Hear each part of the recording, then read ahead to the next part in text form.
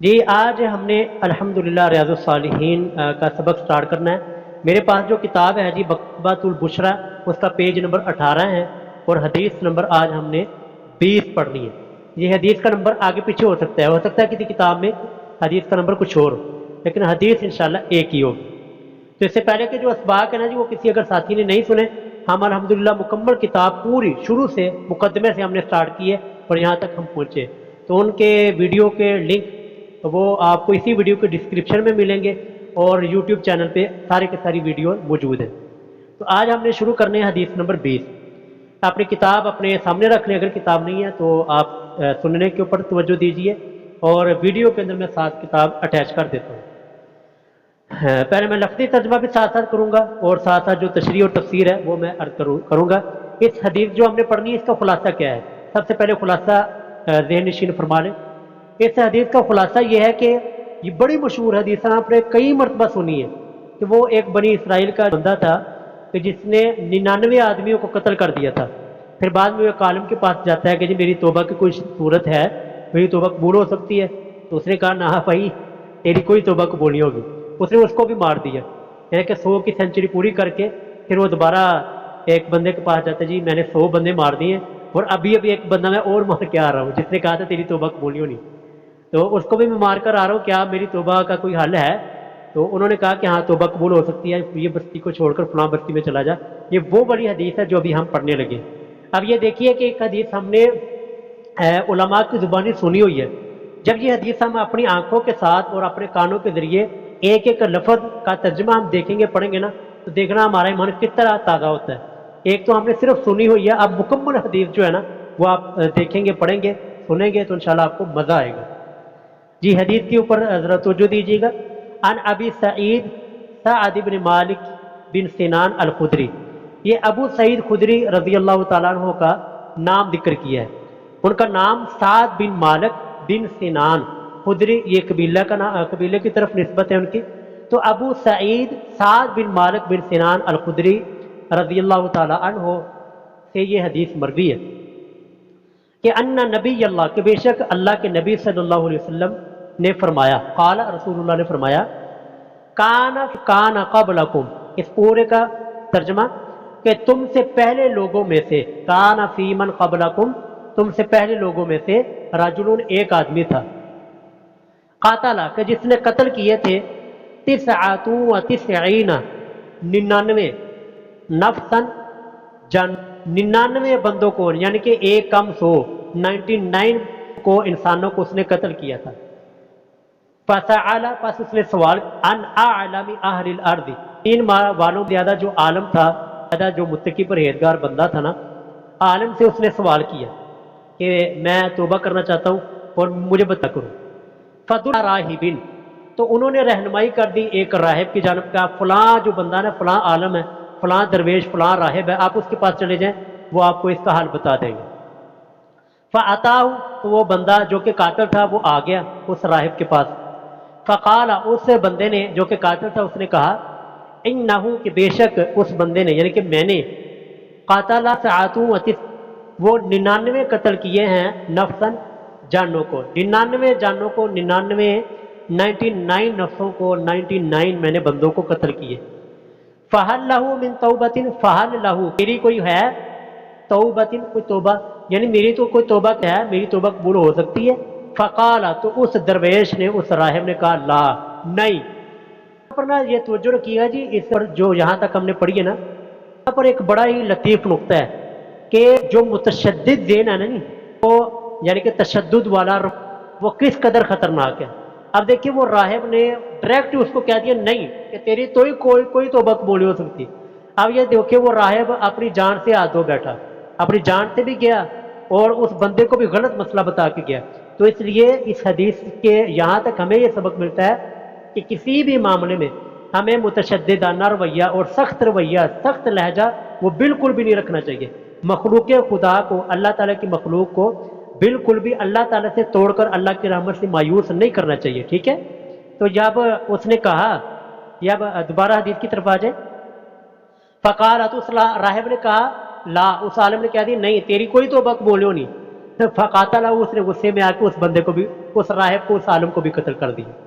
फ़कम्मल बिही मिअतन, बस उसने मुकम्मल कर दिया इस बंदे को, इस आलिम को कत्ल करने के साथ मिअतन, 100 की तादाद को। पहले 99 कत्ल थे,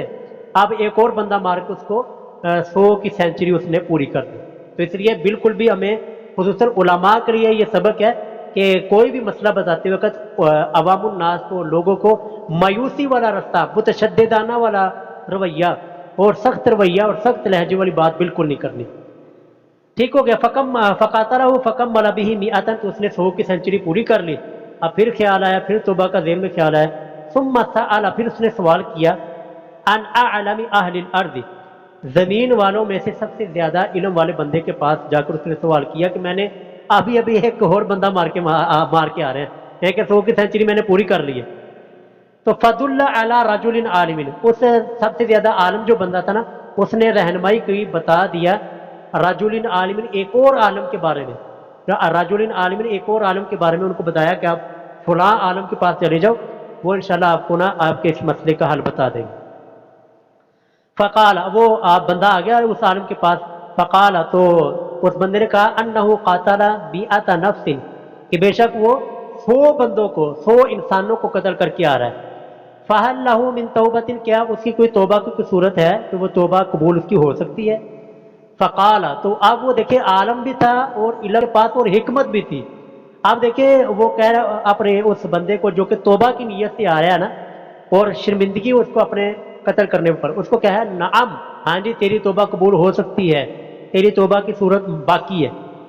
और आगे देखो कितना खूबसूरत जुमला उसने बोला जी, तो किताब पे दी गई। कहता है कि वो आलिम कहते हैं, वमन यहूलु बैनहु व बैन तौबा, कितना खूबसूरत जुमला बोला। तो कौन हाइल हो सकता है तेरी और तेरे गुनाह और तेरे तौबा के दरमियान, कौन बंदा हाइल हो सकता है, यानी कौन सी चीज़ तुझे रोक सकती है, तुझे तौबा, मन यहूलु, कौन हाइल हो सकता है, बैनहु, तेरे दरमियान, व बैन, और तेरी तौबा के दरमियान, यानी कि कौन शख्स है जो तुझे रोक सकता हो, तेरी तौबा का रास्ता बाकी है। तो आगे उस दिया, इन तारिक इला अर्दिन कज़ा व कज़ा, इन तारिक तू चला जा, इला अर्दिन, उससे एक बस्ती की तरफ, कज़ा व कज़ा, एक बस्ती का उन्होंने नाम लिया कि फलां फलां बस्ती के अंदर चले जाओ। फ़इन्ना बिहा, बस बेशक बिहा, उस बस्ती में, उनासन, कुछ लोग हैं, यअबुदून अल्लाह, जो कि सिर्फ अल्लाह ताला की इबादत करते हैं, सिर्फ अल्लाह ताला को ही को पुकारते हैं।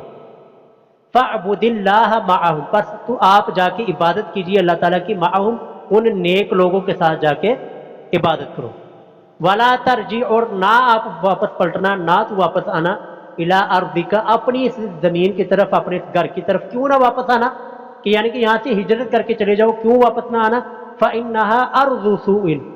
ये हदीस के आगे अल्फाज, फ़इन्नहा अर्ज़ु सूइन, क्योंकि ये जो ज़मीन जहाँ पर आपने रिहाइश रखी हुई है, जहाँ पर आप रहते हैं, ये बहुत बुरी ज़मीन है, यहाँ पर बुरे लोग आबाद हैं, यहाँ पर गुनाहगार और बद किरदार लोग आबाद हैं, इस वजह से इस बस्ती को छोड़कर फलां बस्ती में चले जाओ। यहाँ तक ज़रा रुके जी।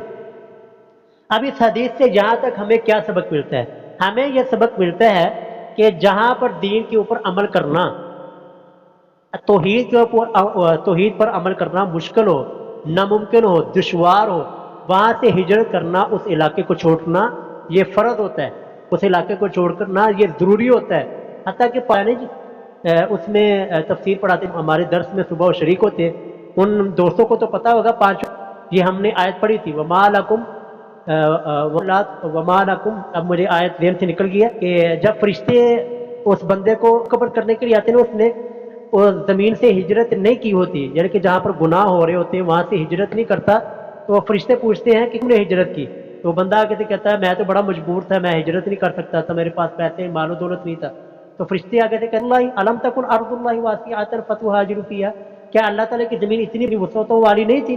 कि तू किसी ज़मीन की तरफ हिजरत करके चला जाता और वहाँ पर जाकर ताला के दीन के मुताबिक को बसर करता। ठीक है, तो हदीस तक हमें सबक मिलता है कि जहाँ पर तौहीद के ऊपर अमल कर, दीन इस्लाम के मुताबिक गुजारना मुश्किल और नामुमकिन हो, वहाँ से उस इलाके को, मोहल्ले को छोड़ना, उस घर को छोड़ना, उस रिश्तेदारों को छोड़ना, रिश्ते को छोड़ना ज़रूर, ताकि इंसान खास ताला की बंदगी करते हुए अल्लाह ताला की रज़ा को हासिल कर। हो गया जी। आज जी हदीस की तरफ, वो आलिम ने मशवरा दे दिया उनको, आयत को छोड़कर फलां बने। अब वो बंदा जाने लगा जी। आगे देखिए जी, फन तारा ऊपर इंसान, वो बंदा निकला चला, इधर تو وہ راستے کے پہنچا، نصف تک وہ پہنچا، آدھے پہنچا، تاہل موت تو اس کو وقت آ گیا، آ گئی اس کو، اب موت آ گیا تو کیا ہوا، تاسا فخ فی ہی، تو کیا فی ہی اس بندے ملائکۃ الرحمتی و ملائکۃ العذابی، رحمت والے فرشتوں نے، و ملائکۃ العذابی والے فرشتوں نے، یعنی دونوں فرشتے آگے، رحمت والے فرشتے بھی آگے اور جہنم والے عذاب دینے والے فرشتے بھی آگے. اب دونوں جگڑنا شروع کر، ایک کہتے ہیں جی ہم اس کی روح، جہنم والے کہتے ہیں کہ ہم اس کی روح کو قبول کریں. اب ابھی دیکھیے آ رہی ہے فقالت ملائکۃ الرحمت، تو رحمت والے فرشتے جاء تائبا، یہ تو آ رہا ہے جاء تائبا، یہ بندہ توبہ کی نیت سے نکلا ہے، مقبل اور متوجہ تھا، بقلبہ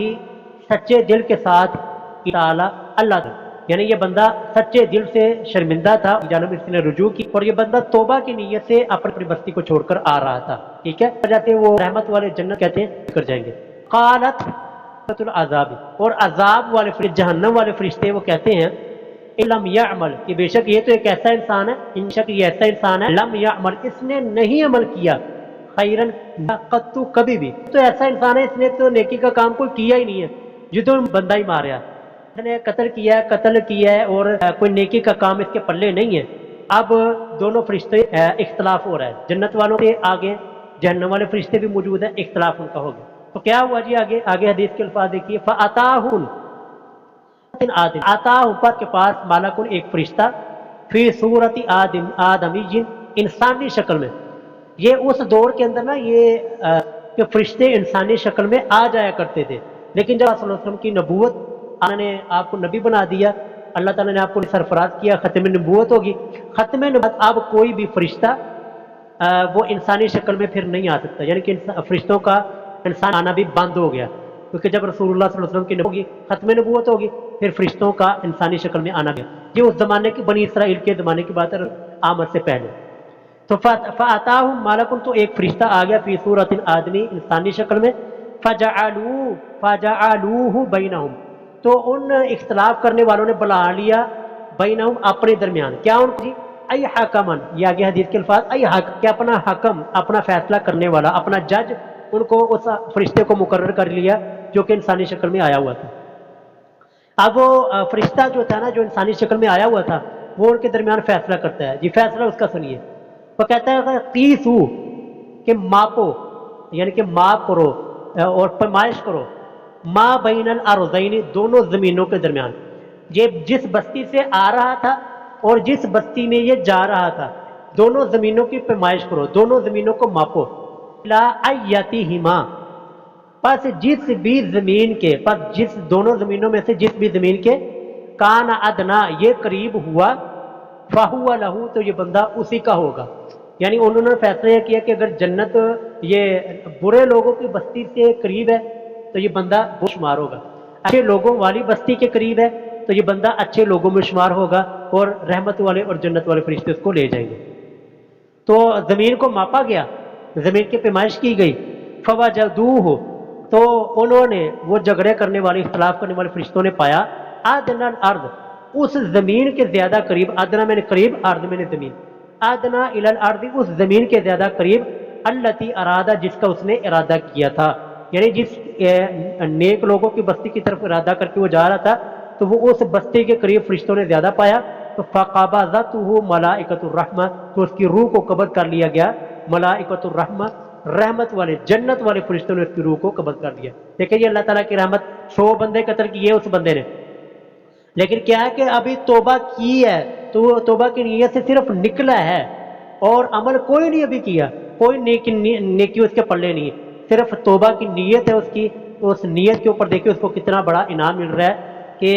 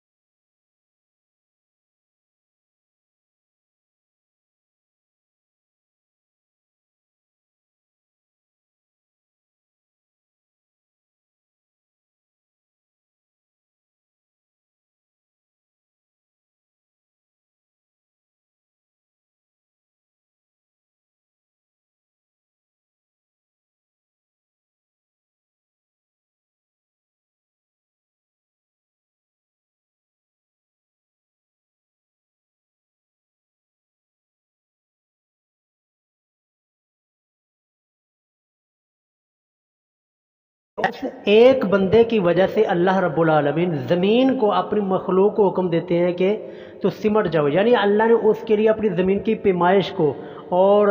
زمین کی مسافت کو ہی اللہ تعالیٰ نے چینج کر دیا کہ اس بندے کی توبہ اور نیت بڑی خالص تھی۔ دیکھیں جی اللہ تعالیٰ کس قدر رحیم اور کریم ذات ہے۔ آگے دیکھیں جی حدیث ابھی مکمل نہیں ہوئی، وفی روایت فی الصحیح، اور ایک صحیح روایت میں، یہ صحیح سے مراد صحیح مسلم کی روایت ہے کہ صحیح مسلم کی ایک روایت میں ہے فکان علاقہ ریت صالحہ، پس وہ بندہ نیک بستی کے اتنا قریب تھا، اقرب بشبرین، ایک بالشت، ایک ہاتھ، ایک بالشت صرف اتنا کو قریب تھا۔ تو پھر کیا ہوا، فجعل، پس اس کو شمار کیا گیا من اہلیہ، اسی نیک بستی والوں میں سے، یعنی ایک بالشت صرف قریب تھا جی۔ تو اللہ تعالیٰ کی رحمت اور اللہ کا کرم دیکھیں کہ اللہ رب العالمین نے پھر اس کو اسی نیک بستی والے لوگوں میں ہی ان کو شمار کر کے رحمت والے فرشتوں کے سپرد کر دیا۔ وفی روایت فی الصحیح، اور ایک اور صحیح روایت میں ہے، یہ صحیح سے مراد صحیح بخاری کی ہے،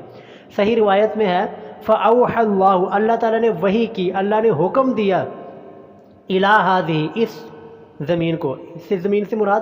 وہ جس زمین سے وہ چل کر آ رہا تھا، جہاں سے وہ ہجرت کر کے آ رہا تھا، وہ برے لوگوں کی بستی سے جہاں سے وہ آ رہا تھا، اس کو رب العالمین نے حکم دیا ان تباعدی،